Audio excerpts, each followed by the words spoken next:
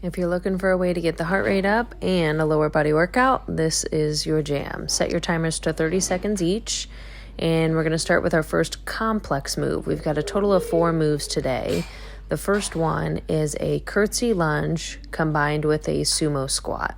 So you're going to alternate sides on the curtsy lunge with a sumo squat in the middle. Now this exercise you're going to do for 1 full minute. So when that timer beeps, just keep going. That's your note that you are halfway through. On the curtsy lunge, you want to make sure that the knee is dropping directly behind the other heel. And then as you come into the sumo squat, even though those dumbbells are in front of you, do your best to brace your abs, have a strong core, and keep your chest up nice and tall. Now that 1 minute interval is done, we're going to go into a unilateral exercise where we will do 30 seconds each side. The move here is going to be a lateral lunge with a balance hold. So on the lateral lunge, think of it as kind of like a squat, but leaning only into one side.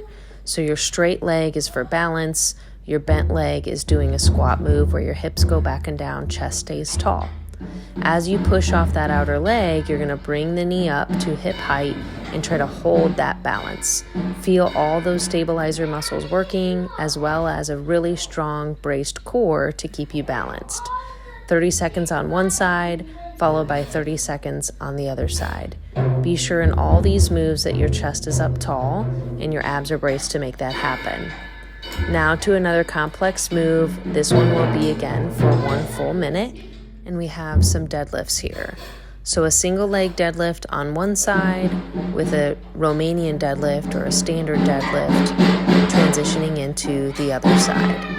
Now in a deadlift move, different from the moves that we've seen so far today, there's a very minimal bend in the knee. All the movement is at the hip.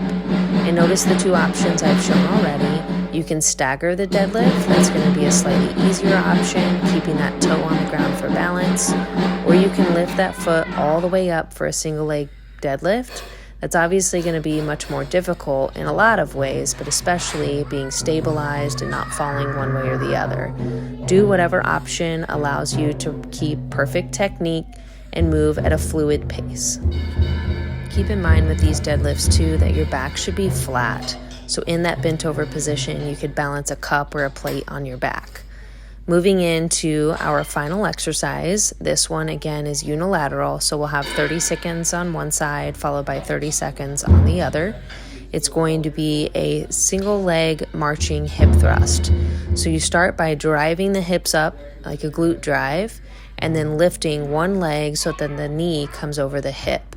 You're going to isometrically work the other leg that's having to keep your hips up while also keeping flexion in your hip.